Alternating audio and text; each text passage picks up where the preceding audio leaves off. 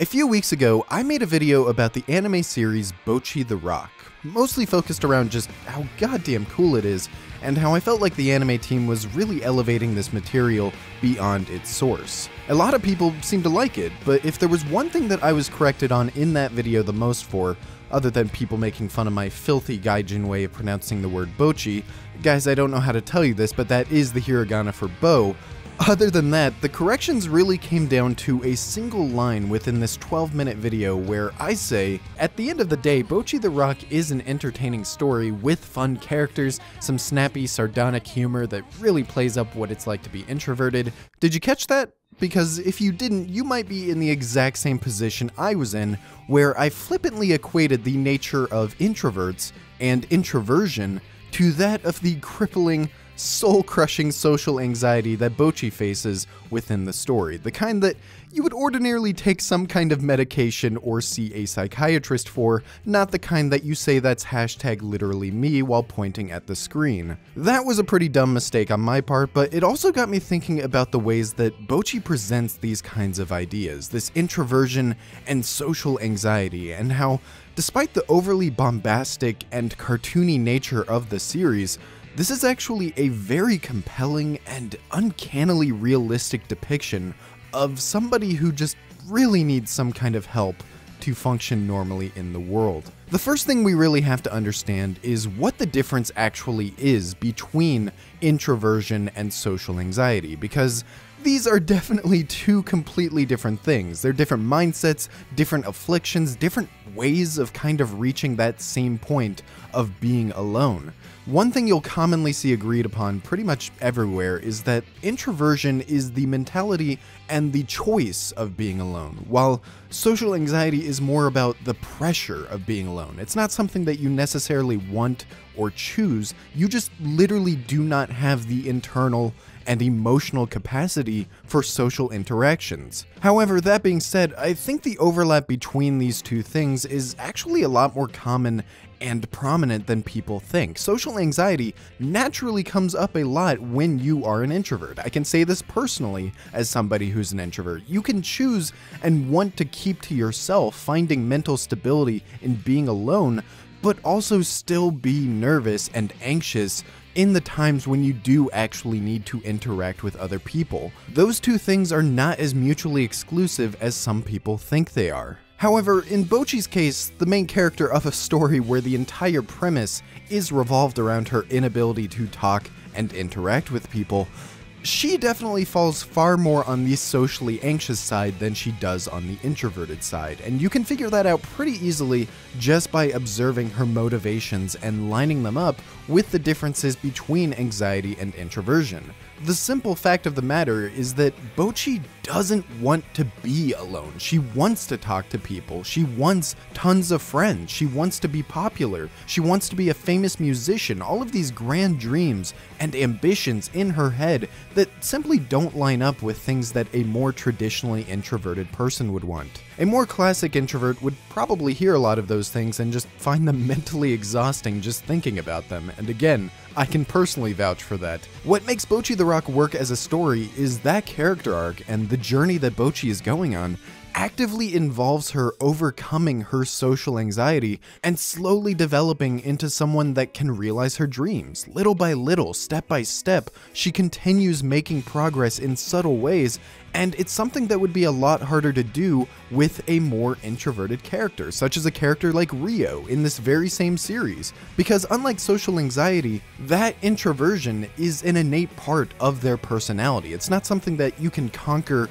or change just by doing things you don't like. Even by the end of the series, you have this beautiful reveal and arc with Kita's character, where she realizes how much she cares about Bocchi and how she wants to improve and support Bocchi in a way where Bocchi is able to overcome even greater obstacles and reach her final goals. Don't you dare tell me that Kita isn't best girl after witnessing something like that. What I find most fascinating about Bocchi, though, is how well it communicates what it's like to actually have social anxiety and what it's like to deal with. This is a series that I have literally used the word absurd to describe because of how over the top and ridiculously it conveys its comedy, and yet when it comes to Bocchi's social anxiety, it always seems to hit the nail on the head with what a person like this would actually be thinking and saying in these situations. How quickly she's able to give up and be satisfied with small amounts of progress, her delusions of the future, and the way that she convinces herself that not trying can somehow lead to a better outcome,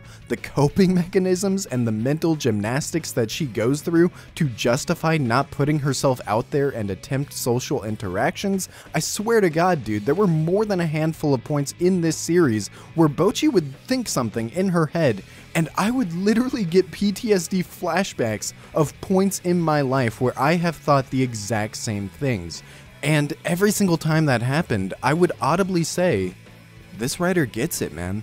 So Bocchi is a great example of a well-written, socially anxious character, but what about introverts? What kind of characters represent that side of the spectrum as well?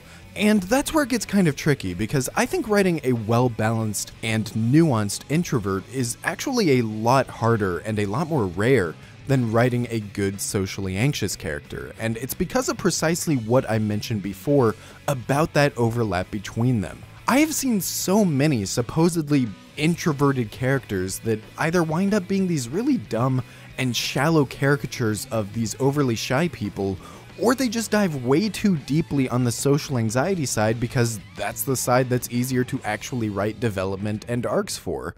But there is a character in the medium of anime that I do consider to be the gold standard for writing an introvert, somebody who is realistically recluse and content being on their own, while also not being against social interactions or connecting with people in their own way.